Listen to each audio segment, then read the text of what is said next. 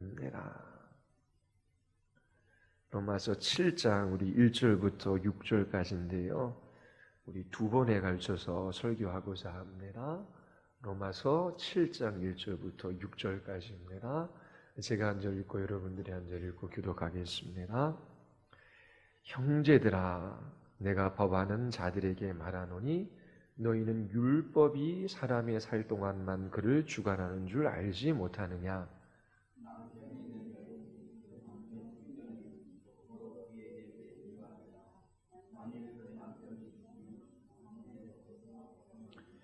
그러므로 만일 그 남편 생전에 다른 남자에게 가면 음부라 이르되 남편이 죽으면 그 법에서 자유하게 되나니 다른 남자에게 갈지라도 음부가 되지 아니하느니라.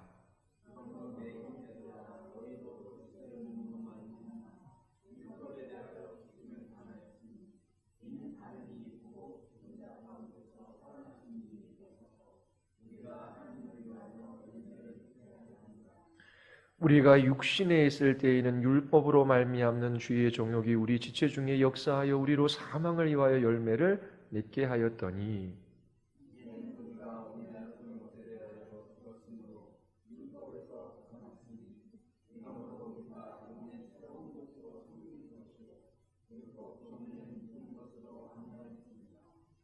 아멘. 우리 기도하시겠습니다. 하나님 아버지, 이 수요일 밤에 저희들이 하나님의 말씀 앞에 섭니다. 하나님, 우리의 눈을 열어 구원하시는 삼위 하나님의 영광을 보게 하여 주시옵소서. 참으로 그리스도 안에서 행하신 놀라운 일들을 우리에게 적용하시고 오늘도 그 놀라운 구원의 은혜로 우리를 이끄시는 성령 하나님의 놀라운 역사가 우리의 모임 가운데 우리의 심령 안에 있기를 원하나이다. 깨닫게 하시고 눈이 열려 보게 하시고 참으로 주의 사랑에 매이게 하셔서 저희들도 사랑하며 섬기는 주의 백성 되게 하여 주시옵소서. 성소로 교회를 기억하여 주셔서 참으로 예수 그리스도 한 분 때문에 행복하며 즐거우며 기쁘며 감사한 삶을 살아가는 주의 백성들 더하여 주시옵소서. 죄와 필레기까지 싸우며 승리하는 그리스도인의 노래가 저희들의 입술 가운데 있게 하여 주시옵소서. 예수 그리스도의 이름으로 기도드리옵나이다. 아멘. 자, 우리 로마서 7장 1절부터 6절까지 이 말씀을 통해서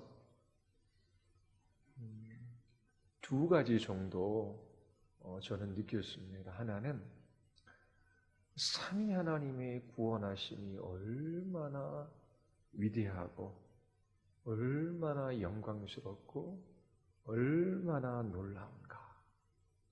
그 구원의 영광, 그 구원의 위대함, 그 구원의 방식의 놀라움 이 본문 안에 있습니다.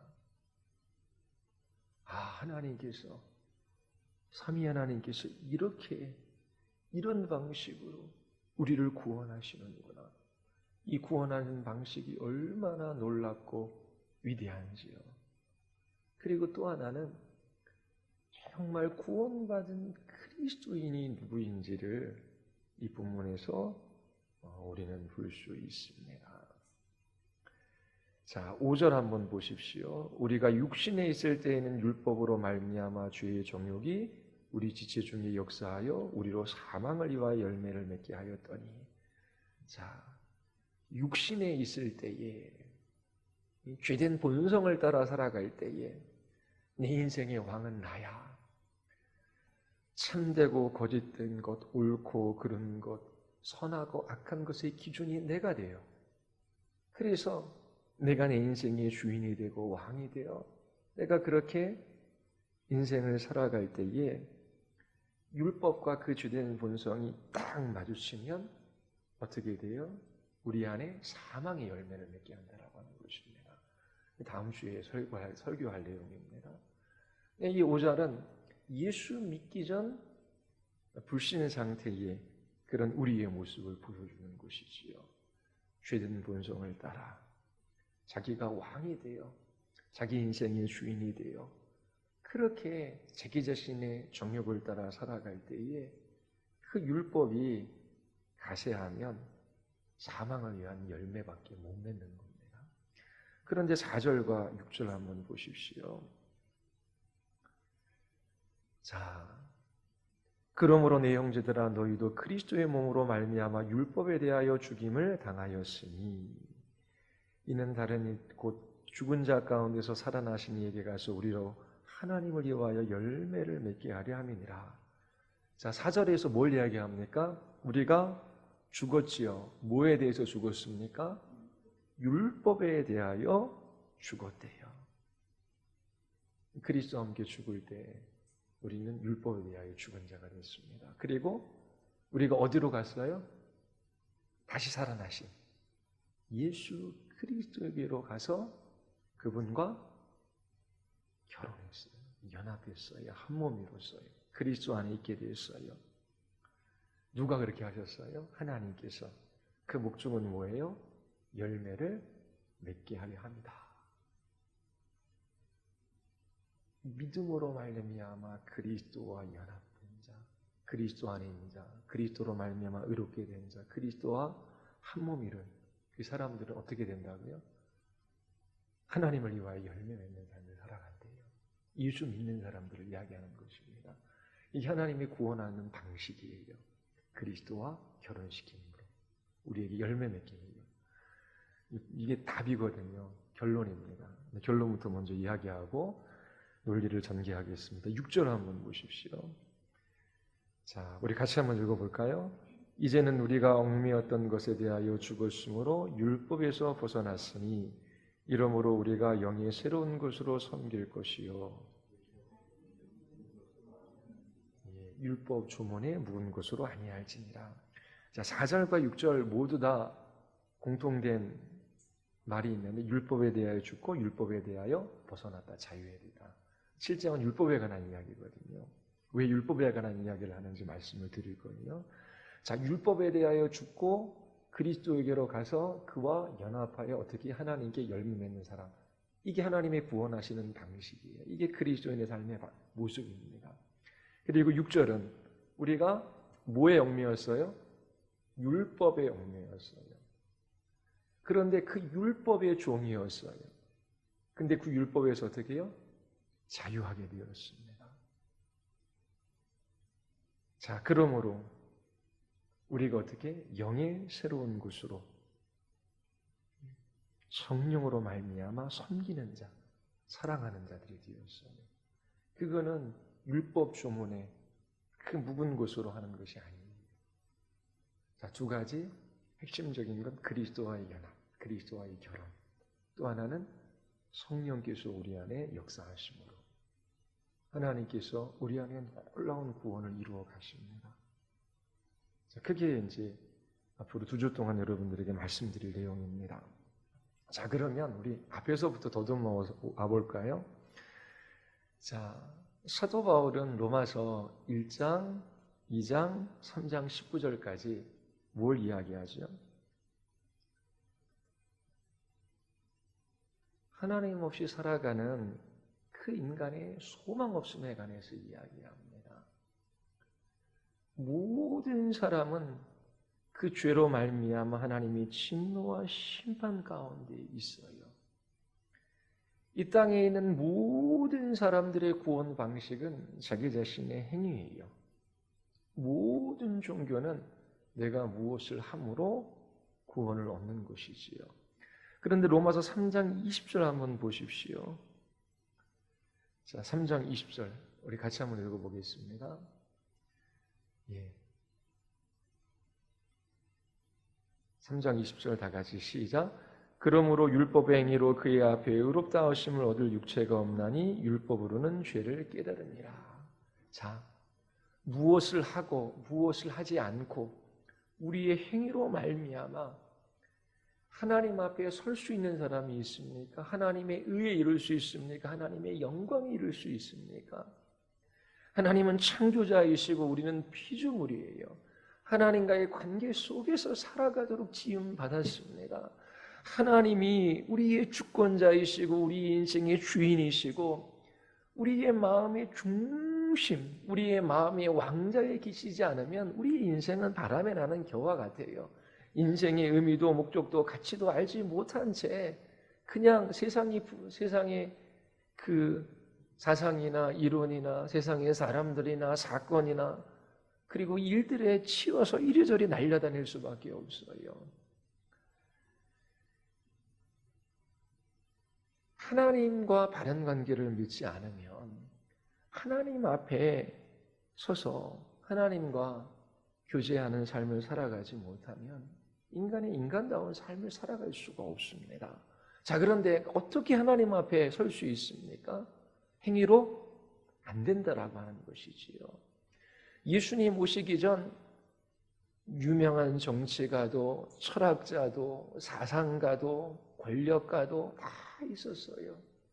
그리고 수많은 종교도 다 자기 자신의 행위로 무엇을 행함으로 무엇을 하지 않음으로 다 하나님께 이루고자 하는 시도였어요. 그 모든 시도가 다 실패했어요. 철학은 이미 그리스 거기에서 완성됐다 그러잖아요. 이미 세상에서 나올 만한 이론이나 사상은 다 나왔어요. 인간이 자기 자신의 지혜와 힘과 자기 자신의 의로운 행위로 자기를 구원할 수가 없습니다. 하나님께 이룰 수가 없어요. 23절에 보면 모든 사람이 죄를 범하였으니 하나님의 영광, 하나님의 의에 이룰 수가 없습니다. 오히려 사람들은 어떻게 해요? 그 하나님의 영광을 썩어질 사람과 금수와 버러지의 형상이 우상으로 바꾸어 놓지요. 하나님의 위대하심, 그 하나님의 가치, 그 하나님의 광대하심, 그 하나님의 영광, 그 하나님의 높으심을 보고 그 하나님께 마땅히 돌려야 할 찬양과 존귀와 영광을 돌려드려야 되는데 인간이 다른 것, 자기 자신의 자아를 하나님의 자리에 놓거나 아니면 하나님처럼 힘이 있는 돈이나 권력이나 명예나 아니면 세상에 있는 그 어떠한 것, 그런 것들을 하나님 대신 섬겨요. 그런 것들이 자기 자신들을 지키고 구원해 줄 것이라고 생각하는 것이지요. 근데 3장에 보면 의인은 한 사람도 없대요. 자, 온 세상이 하나님께 범죄함으로 말미암아 다 심판 아래에 있습니다. 사람들은 당을 지어요. 진리를 쫓지 않고 불의를 쫓아요.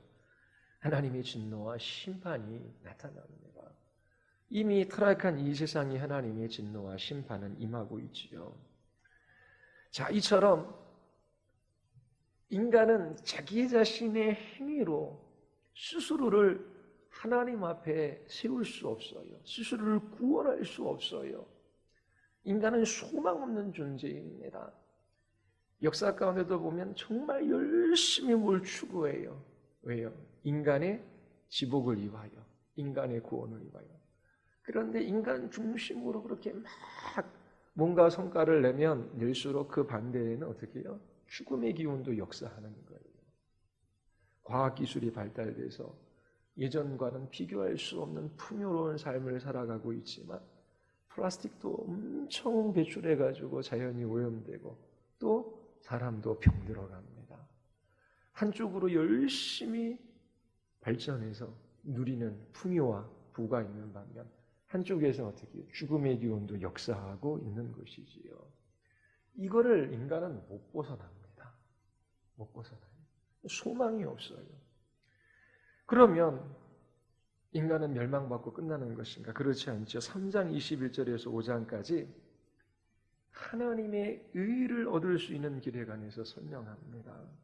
3장 21절 보십시오. 그러나로 시작합니다. 이렇게 죄로 인하여 인간은 하나님의 진노와 심판 가운데 멸망받을 수밖에 없는 소망 없는 존재입니다. 자기 자신의 행위로 지혜로 힘으로 그 누구도 자기를 구원할 수 없어요. 하나님 앞에 이룰 수 없어요. 그러나 자, 읽어보겠습니다. 다 같이 시작. 이제는 율법 외에 하나님의 한 의가 나타났으니 율법과 선지자들에게 증거를 받은 것이라. 자, 하나님께서 우리에게 요구하시는 의, 그 의가 나타났대요. 지금까지 역사 가운데 추구했던 모든 구원 방식과 다른 구원의 방식이 이 역사 가운데 도래한 것입니다. 바로 하나님의 의가 나타나는 거예요. 다른 말로 하면 예수 그리스도를 믿음으로 우리에게 하나님께서 주는 의지요. 예수님께서 이 세상에 오셨어요. 자, 하나님의 모든 법에 순종하시는 삶을 사셨어요. 완전히 의로운 삶이시죠. 그리고 죄 없으신 분이 죄인들을 위하여 십자가에서 죽으셨습니다. 우리가 형벌받아야 할 그 자리에서 예수님께서 우리를 대신하여 영원한 형벌을 받으셨어요. 그리고 그분이 다시 부활하심으로 의를 얻으셨지요. 그래서 예수 그리스도를 믿음으로 죄인인 우리들의 모든 죄값이 다 그리스도께서 치렀기 때문에 용서되어지고 우리는 형벌받지 않아요.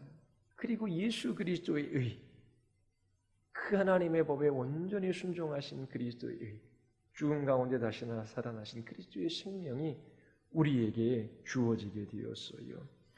예수님은 우리의 죄를 위하여 죽으셨지요. 그리고 우리의 의를 위하여 다시 살아나셨습니다. 그 어떠한 인간도 하나님이 요구하시는 의에 이룰 수 없어요. 자기 자신의 힘으로 하나님께 이룰 수 없죠. 자, 그러면 이 구원은 우리 안에 있잖아요. 우리 바깥에서 와야 되는 것입니다. 어떤 방식으로? 하나님께서 예수 그리스도를 이 세상에 보내주셔서 우리 대신 그를 벌하시고 그의 의를 우리의 것이 되게 하셔서 하나님 앞에 서게 하시는 방식. 이게 놀랍다라고 하는 것이지요. 자, 모든 종교나 윤리나 도덕 그리고 모든 사상가를 한번 보십시오. 양심이 있는 사람들은 좀 더 도덕적인 삶, 좀 더 법을 잘 지키는 삶, 좀 더 나은 사람이 되기 위하여, 좀 더 좋은 사람, 좀 더 이 세상에 이바지 않은 사람, 그런 사람이 되기 위하여 훈련하고 연습하고 그리고 그렇게 살아갑니다. 그런데 인간의 도덕이나 윤리나 어떤 선행이 우리로 하여금 하나님과 바른 관계를 맺게 해줄 수가 없어요. 하나님의 영광, 하나님의 의에 이르게 할 수 없습니다. 하나님은 의에 있어서도 광대하신 분이셔요. 인간이 아무리 의로운 삶을 살아간다고 해도 그 인간 안에서는 그 의가 차이가 나지요.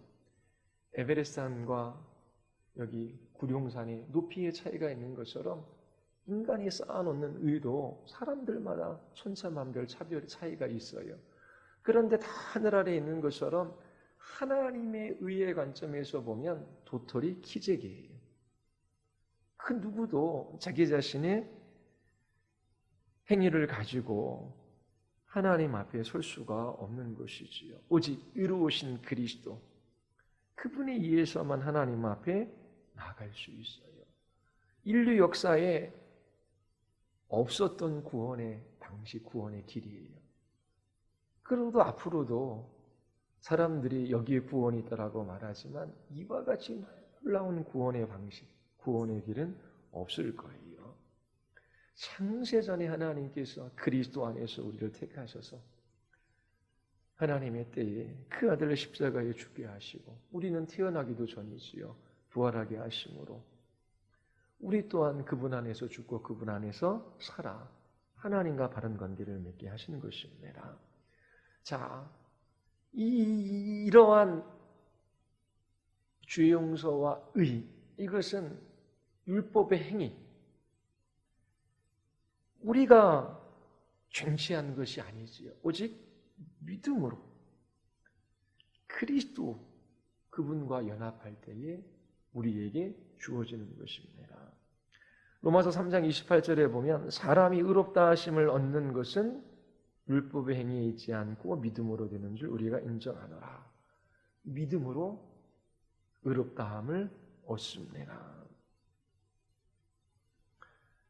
자, 24절에도 예수 안에 있는 그 속으로 말미암아 하나님의 은혜로 값없이 의롭다 하심을 얻은 자 되었느니라. 그리고 25절 우리 같이 한번 읽어볼까요? 이 예수를 하나님이 그의 피로 인하여 화목제물을 세우셨으니 하나님께서 길이 참으시는 중에 전에 지은 죄를 간과하심으로 자기의 의로우심을 나타내려 하심이니.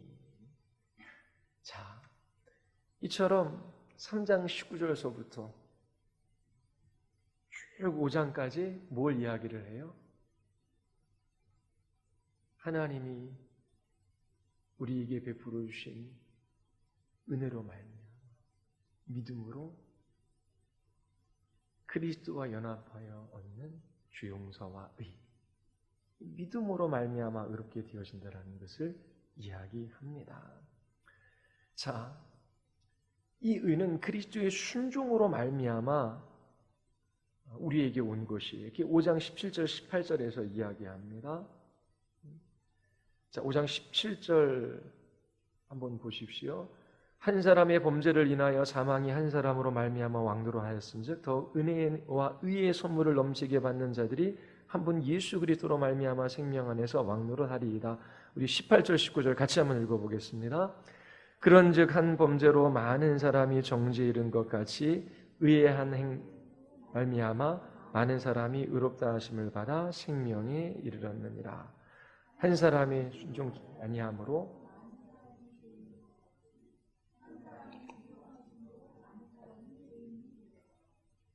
자, 계속해서 핵심. 정말 인간은 소망 없는 존재야. 우리는 하나님의 진노와 심판 가운데 멸망받고 끝날 것인가? 그런데 사도 바울은 아니다. 하나님께서 죄인들을 위하여 마련하신 의가 있다. 예수 그리스도께서 화목제물이 되시고 예수 그리스도께서 우리 대신 순종하심으로 믿는 우리들을 의인되게 하셨다. 자, 하나님 앞에 설 수 있는 의로운 사람, 자기 자신의 행위를 근거하는 사람이 아니라 하나님께서 그리스도 안에서 행하신 일, 예수 그리스도께서 우리를 위하여 십자가에서 행하신 그 일에 근거하며 그렇게 믿음으로 서 있는 그 사람들이 하나님 앞에 나갈 수 있는 사람들이지요. 이처럼 예수 그리스도께서 십자가에서 죽으시고 부활하심으로 말미암아 믿는 우리들의 모든 죄가 용서되어지고 그리스도의 의가 우리의 것이 되었어요. 이게 5장까지 계속 얘기하는 것의 핵심입니다. 자, 그러면 이제 6장에 들어서 죄와 7장에 들어가서 이제 율법, 이제 그리스도인의 구원에 있어서 장애물이 되는 것처럼 이야기하는 것이 두 가지가 있어요. 첫 번째는 죄이지요. 자, 6장 1절을 한번 보십시오. 그런즉 우리가 무슨 말 하리요? 은혜를 더하게 하려고 죄에 거하겠느냐?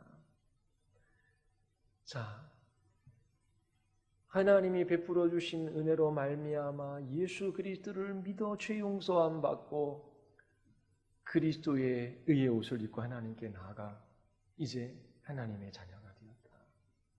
우리 행위로 된 것이 아니라 이 복음을 전할 때에 어떤 사람이 나타나요? 6장 1절처럼 우리가 무슨 말 하리요? 은혜를 더하게 하려고 죄에 거하겠느냐? 어떤 사람이 말하는 것이죠. 만약 의가, 우리가 얻은 의가 율법을 행하는 것과 관계없이 믿음을 통하여 온다면, 그리고 우리가 율법을 어겼지만 죄에 대하여 형벌받지 않는다면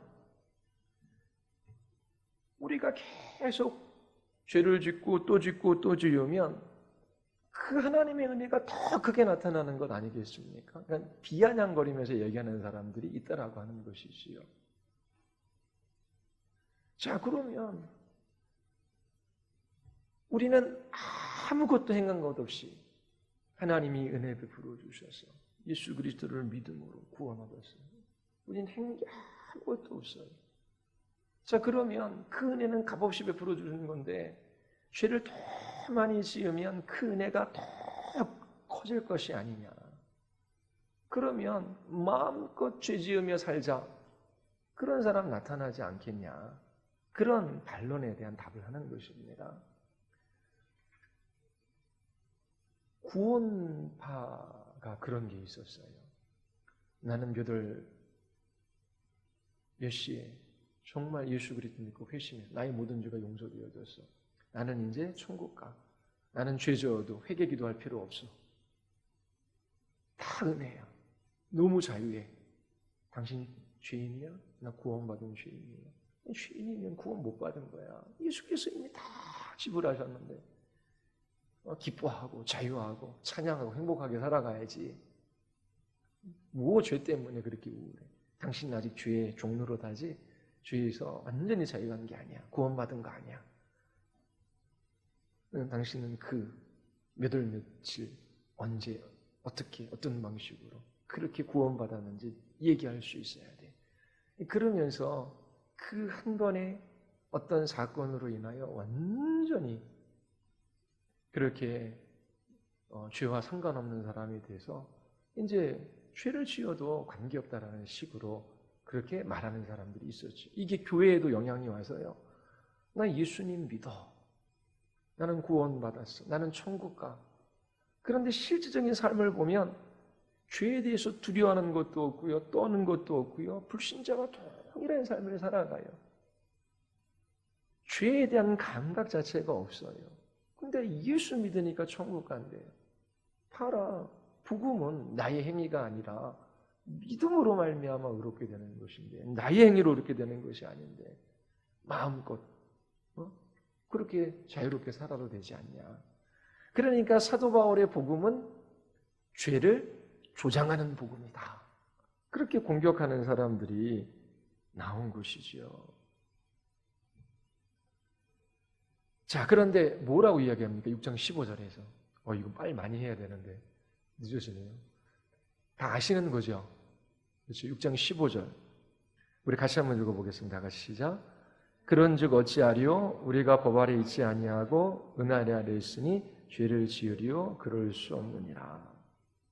자, 사도 바울은 우리는 은혜를 더하게 하려고 죄 지을 수 없다.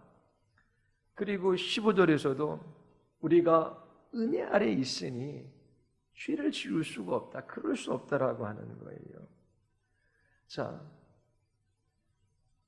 은혜로 말미암아 믿음으로만 의롭게 되어져 구원받을 수 있다는 이 바울의 가르침은 죄를 더 짓도록 조장하는 것이 아닌가. 바울은 아니다. 믿음으로 의롭게 된 사람들은 계속해서 죄에 머무를 수 없다. 이 죄가 믿는 우리들을 지배할 수 없다. 6장 14절 죄가 너희를 주관하지 못하리니 어디에 안에 있다고요? 은혜 아래 있기 때문이다. 로마서 6장서부터 8장까지는 왜 죄에 계속 머무를 수 없는지 그것을 설명해 줘요. 왜 죄가 지배할 수 없는지, 왜 믿음으로 의롭게 된 사람들이 지속해서 죄 가운데 머물 수 없는지. 그 이유가 뭐라고요? 은혜 아래 있기 때문이다. 그러면 또 질문하는 것이죠.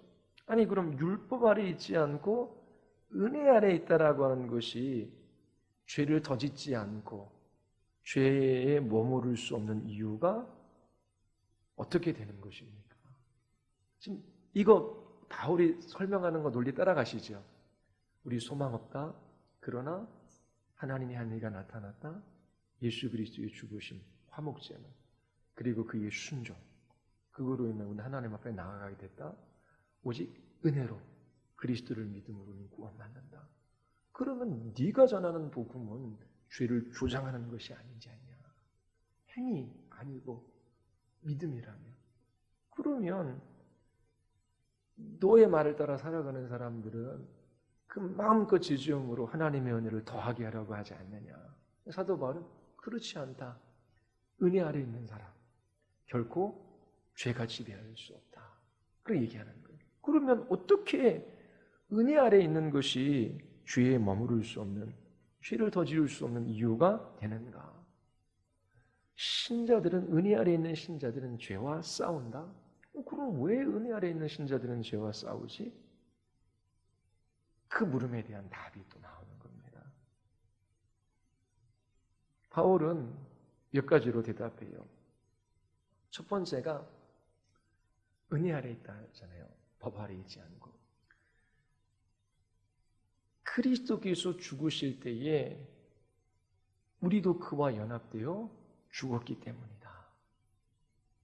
죽은 자는 계속해서 죄를 지을 수 없다. 우리는 죄에 대하여 죽었다. 그게 6장 2절에 나오는 것입니다. 그러니까 6장 1절과 15절 이 질문에 대한 답들이 나오는 거예요. 어떻게 해요? 죄에 대해 죽은 우리가 어찌 그 가운데 살리요? 이거는 뭐라? 신분, 지위의 변화가 일어났다 그랬잖아요. 그렇죠? 죄가 왕노릇했어요. 죄가 지배했어요. 그런데 이제 그 죄에 대해서 죽었어요. 죄는 지배력을 상실했어요. 그리고 3절에 보면 자, 그의 죽으심과 합하여 세례를 받았지요. 그리고 4절에 보면 그와 함께 확실히 장사되었어요. 그리고 그리스도께서 죽은 자 가운데 살아나셨어요. 그것은 우리로 하여금 새 생명 가운데 행하게 하기 위함이다. 그리고 6장 5절에 보면 우리는 그리스도의 죽으심과 연합하고 그리스도의 부활과 연합되어져 있다. 그리고 6장 6절. 자, 이렇게 한 것은 6장 6절 우리 같이 한번 읽어보게요. 다 같이. 우리가 알거니와 우리 옛사람이 예수와 함께 십자가에 못 박힌 것은 주의 몸이 멸하여 다시는 우리가 주에게 종로로 하지 아니하려 함이니.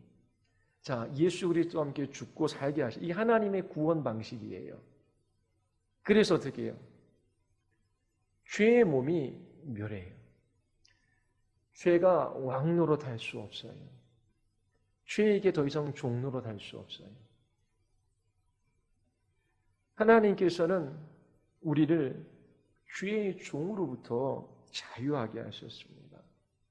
그리고 우리 안에 기꺼이 하나님께 순종할 수 있는 마음을 불어 넣으신 거예요.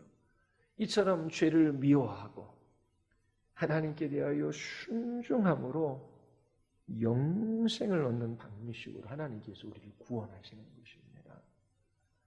그래서 의롭게 된 사람은 반드시 죄와 싸우게 되는 거예요. 자, 가장 중요한 게 우리는 죄에 대하여 죽었다. 어떻게? 그리스도가 죽을 때 우리의 옛자도 죽었다. 그리스도와 연합되었어. 믿음으로 연합되어서. 그리스도가 살아날 때 우리도 살아나서 이제 하나님께 대하여 살아있는 사람이 되게 하신 거예요. 이건 하나님의 구원 방식인데 이처럼 하나님께서 완전히 우리의 신분과 지위 그리고 우리를 새로운 피조물로 바꾸어 놓으신 거예요. 그래서 우리 안에 죄를 미워하고 하나님께 기꺼이 자발적으로 순종하고자 하는 그런 열망이 있지요. 그래서 죄와 싸우고 순종하는 형식으로 영생을 취하는 삶을 살아가게 하신 겁니다. 예수 믿은 다음에 자 이제 네 결단과 결심으로 살아 그런 게 아니에요. 하나님께서 이미 우리 안에 역사하셔서 그렇게 하나님의 말씀을 따라 살아갈 수 있는 사람으로 우리를 바꾸어 놓으신 것이지요. 자, 그러면서 그 의롭게 된 사람이 죄와 싸워서 영생을 취하게 되는 그 방식에 관해서 6장 17절. 자, 하나님께 감사하리로다 너희가 본래 주의 종이더니 너희에게 전하여 준 바 교훈의 본을 마음으로 순종하여. 그리고 우리 22절 한번 보십시오. 그러나 이제는 너희가 죄에게서 해방되고 하나님께 종이 되어 거룩함에 이르는 열매를 얻었으니 이 마지막은 영생이라. 자, 이제 법의 통치, 죄의 통치가 아니라 은혜의 통치, 그리고 하나님의 다스림 속에 있게 되었어요. 하나님께서 죄의 종노하는 자를 이렇게 들어가지고 완전히 은혜의 통치로 옮겨 놓으시는 것입니다. 이게 하나님의 구원 방식이에요. 그런 가운데 우리의 내면 안에 새 생명의 역사가 일어났던 것이지요. 그렇게 하신 것은 거룩함에 이르는 열매를 얻게 하시기 위함입니다.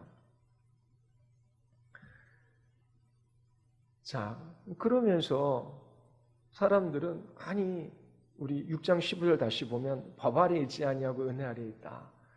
그러면 무율법주의자로 만드는 것이 아니냐.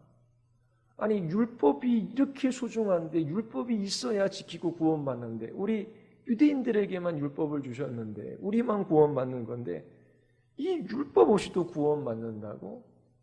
그러면 율법이 없으면 그 믿음으로 얻게 된다는 사람들은 그 율법 없이 더 죄 지으며 살아가는 것이 아닌가. 사람들은 이제 그렇게 이야기하는 것입니다.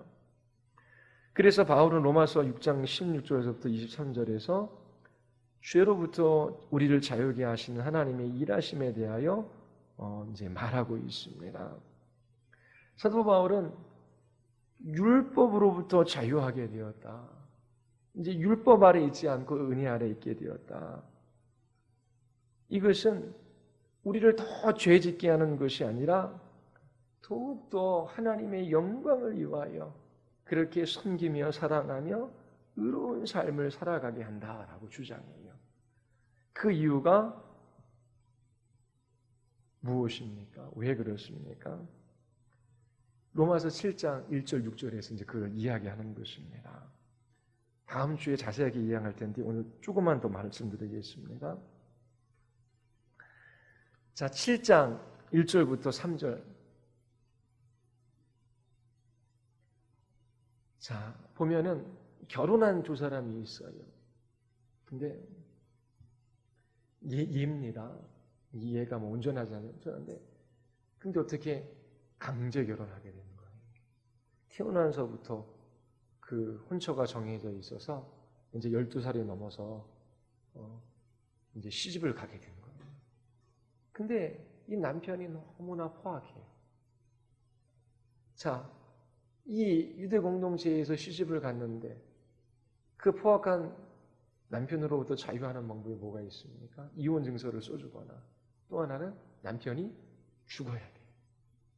그러면 자유할 수 있어요. 지금 그 얘기를 이해하는 겁니다. 태어나면서부터 율법의 종, 죄의 종으로 태어난 거예요. 정해져 있었던 거예요, 혼처가. 근데 어떻게 해요? 그리스도와 함께 죽을 때 죽었지요. 그게 죄에 대하여 죽은 것이고 율법에 대하여 죽은 것이라고 이야기를 하는 거예요, 사도 바울이요. 그래서 율법이 지배하지 못해요. 그러면 이제 어떻게 돼요? 그리스도에게로 가게 되는 것이지요. 그래서 정말 나쁜 신랑, 포악한 신랑 그 밑에 있다가 근데 율법이 포악하다라고 하는 것이 예입니다. 율법은 거룩하고 의롭고 선한 거예요. 이건 예입니다. 근데 이 바울도 예로 드는 겁니다. 남편이 죽었어요. 그러면 그 남편의 지배 아래에서 이 여인은 자유하게 된 거예요. 자, 그래서 누구에게로 가요? 그리스도에게로 가는 겁니다. 그래서 7장 4절 한번 보십시오. 우리 같이 한번 읽어보겠습니다. 다 같이 시작. 그러므로 내 형제들아 너희도 그리스도의 몸으로 말미암아 율법에 대하여 죽임을 당하였으니 이는 다른 이 곧 죽은 자 가운데서 살아나신 이에게로 가서 자, 죽은 자 가운데서 다시 살아나시니 아니 율법에 대하여 죽었다고? 율법을 지킴으로 구원받는 것이 아니라고? 그러면 너 무율법주의자인데 너는 사람들에게 죄짓도록 조장하는 그 얼토당토하는 이상한 말 전하는 사람 아니냐? 나도 말이 아니다. 율법 아래 있을 때보다 이 율법에 대하여 죽었을 때에 그리고 그리스도에게로 갔을 때에 정말 더 사랑하고 섬기고 그리고 정말 의로운 삶을 살아가는 그런 삶이 사람이 된다. 그렇게 지금 설명을 하는 것입니다. 그래서 죽은 자 가운데 살아나신 이에게 가서 이 그리스도와 한 몸이 이루는 그리스도와 결혼함으로 어떻게 해요? 하나님을 위하여 열매를 맺게 한다라고 하는 것입니다. 자, 그리스도께서 죽은 자 가운데 다시 살아나셨어요. 우리도 죽고 살았어요. 죄에 대하여 죽고 살았어요. 죄가 우리를 지배할 수 없어요. 그리고 또 율법에 대해서도 우리는 죽었어요. 율법 아래 있지 않아요. 율법의 지배를 받지 않아요. 율법 너 왜 안 지켰어? 너 율법 안 지키면은 너 구원 못 받아? 너 이것도 안 하고 너 저거 했지? 그러면서 막 공격하는 거 그런 거 없어요. 그렇죠? 율법에 대해 죽었기 때문에. 그리스도와 연합을 통하여 그리스도로 말미암아 모든 좋은 것, 그 영원한 생명, 그 모든 걸 다 받았거든요. 자, 이처럼 그리스도와 연합되게 하신 그 하나님의 구원 방식, 그리스도와 결혼하게 하신 그 하나님의 구원 방식의 목적이 뭐라고요? 4절이 의를 위하여, 하나님을 위하여 열매를 맺는 것입니다. 그러니까 예수 그리스도를 믿음으로 그와 연합된 신자들은 계속해서 죄를 짓지 않아요. 여러분들이 예수 그리스도를 믿고 그와 연합하여 의롭게 되었다면 하나님께 대하여 열매 맺는 사람이 되었다라고 하는 것입니다. 어떻게 그렇게 됩니까? 우리의 신랑, 우리의 남편 되신 그리스도와의 연합, 그와 한 몸이 되는 비밀, 그와의 교제 속에서 우리는 참된 만족이 있어요. 기쁨이 있어요. 구원의 감격이 있어요. 이것이 우리의 욕구, 우리의 태도, 우리의 선택, 우리의 행동을 어떻게 해요? 새롭게 변화시켜주는 것이죠. 자녀들한테도 이거는 해야 될 것, 이건 하지 말아야 될 것. 기계적으로 해야 될 것과 하지 말아야 될 것. 그걸 가리켜서 이걸 하고 이걸 하지 않습니까? 그게 아니라 어떻게 해요? 부모와의 인격적 연합이 있어요. 부모가 자녀를 사랑하고 자녀도 부모를 사랑해요. 그 연합 속에서 부모와 관계 속에 누린 기쁨과 즐거움이 있는 거예요. 이해입니다. 즐거움이 있는 거예요. 그 즐거움으로 인해 어떻게 해요? 태도가 바뀌고 생각이 바뀌고 행동이 바뀌고 선택이 바뀐다라고 하는 것입니다. 그래서 율법으로부터 자유해서 그리스도께로 가. 그분과 결혼한 사람들. 그런 사람들은 의나 사랑 그런 것들과 무관한 삶이 아니라 어떻게 해요? 그리스도 안에서 만족하고 기뻐하고 즐거움으로 더 의롭고 더 사랑하고 더 그리스도 닮아가는 그런 사람으로 하나님께서 그렇게 바꾸어 놓으신 것이다. 그렇게 사도 바울이 설명을 하는 것입니다. 그리고 또 하나 있어요. 7장 6절입니다. 우리 같이 한번 마지막입니다. 다 같이 시작. 이제는 우리가 얽매였던 것에 대하여 죽었으므로 율법에서 벗어났으니 이러므로 우리가 영이 새로운 것으로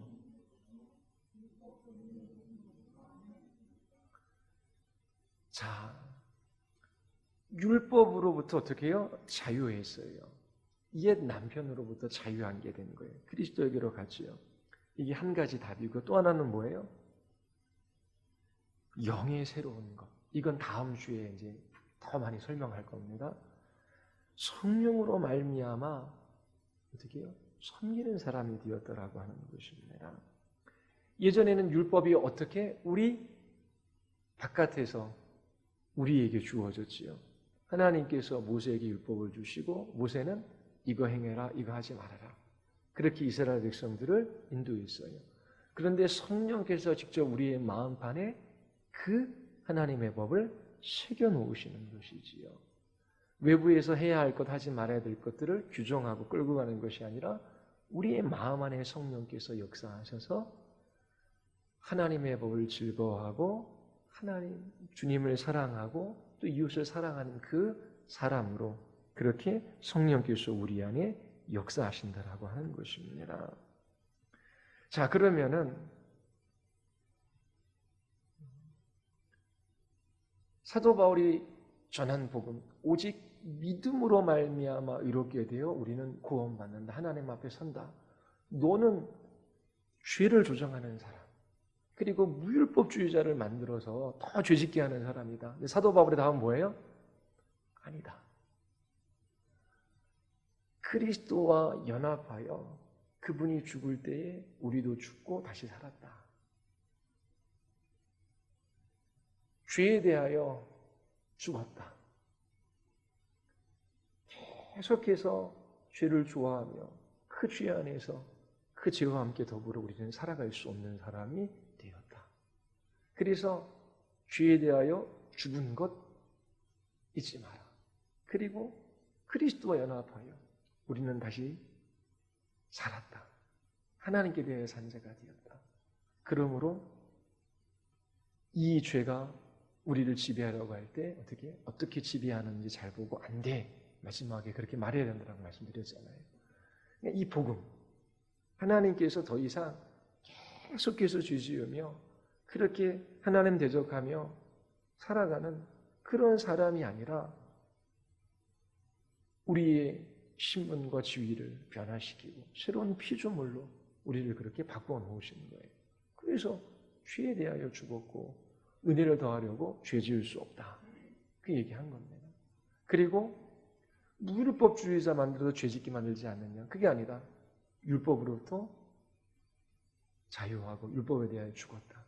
그러면 남편인 율법에 대하여 죽었으면 자유한 게 아니라 어떻게? 그리스도의 자발적인 종이 되는 거예요. 그리스도와 연합한 거예요. 그리스도가 우리의 남편이 되는 거예요. 그래서 그분과 연합함으로 그분으로부터 주어지는 그 모든 좋은 것으로 인하여 우리의 욕구, 태도, 그리고 우리의 선택, 우리의 행동, 그런 것들이 변화된 열매를 맺게 되는 것이죠. 그리고 성령께서 우리 안에 내주하셔서 우리의 마음판에 하나님의 율법을 새겨 주셨다. 그래서 우리는 사랑하며 섬기고 살아갈 수 있게 되었다. 자, 그러므로 그리스도인들은 은혜를 더하려고 죄를 지을 수 없어요. 죄가 우리를 지배할 수 없어요. 왜냐하면 우리는 죄에 대해서 죽었어요. 율법 아래 있지 않고 은혜 아래 있어요. 율법이 왕노릇하며 이거 안 하고 저거 해서 우리의 양심을 가지고 송사하고 너는 이것밖에 안 돼. 너는 구원 못 받아. 율법에 대해 죽었는데 거기에서 이겨낼 수 있어요. 예수 그리스도로부터 모든 좋은 것을 받는데 그러면 그 좋은 것을 받은 그 사람의 마음의 태도, 생각, 선택, 행동 이런 것들의 열매, 변화들이 일어나게 하는 거예요. 그러면서 하나님께 대해 산 자, 의에 대하여 열매 맺는, 하나님에 대하여 열매 맺는 삶을 살아가게 하신 것입니다. 전혀 다른 구원의 방식이에요. 하나님께서 계획하시고 그리스도께서 성취하시고 성령께서 우리 안에 그 구원을 이루어 가시는 방식이지요. 그래서 그리스도인들은 은혜를 더하려고 죄를 지을 수 없고 또 율법의 종로로 다며 살아가는 것이 아니에요. 영의 새로운 것으로 섬기고 사랑하고 더 수고하며 그렇게 하나님 앞에 살아갈 수 있게 된 것입니다. 하나님께서 그렇게 구원하시는 거예요.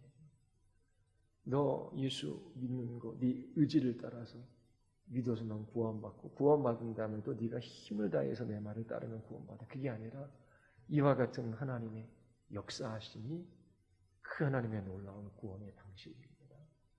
그래서 그리스도인들은 죄에 머물러 있지 않고 죄와 싸우고 그리고 하나님께 대하여 산자가 되어 하나님에 대하여 열매 맺는 삶을 살아갑니다. 이들이 그리스도인이라고 하는 것입니다. 다음 주에 좀 더 자세하게 여러분들에게 4절서부터 6절까지 여러분들에게 말씀을 드리겠습니다. 우리 기도하겠습니다. 우리 이 시간 기도할 때에 하나님 여전히 남아있는 우리 안에 있는 죄가 하나님 살아서 여전히 왕노릇하려고 합니다. 그리고 우리가 우리 자신의 주인인 것처럼 살아가려고 합니다. 누가 뭐라고 하면 화를 내고 또 주님의 말씀에 온전히 순종하기보다 자기 자신의 생각으로 말씀을 판단하며 그렇게 죄 가운데 뒤로 미루는 사람들이 우리들입니다. 하나님, 우리는 은혜를 더하려고 죄를 치울 수 있는 사람들이 아닙니다. 우리는 더 이상 법 아래 있지 않고 은혜 아래 있기 때문입니다. 하나님, 참으로 날마다 예수 그리스도와 함께 죽고 다시 산 것을 저희들이 경험함으로 바라봄으로 저희들이 하나님에 대하여 열매 맺는 삶, 거룩한 삶 살아가는 주의 백성들 되게 하여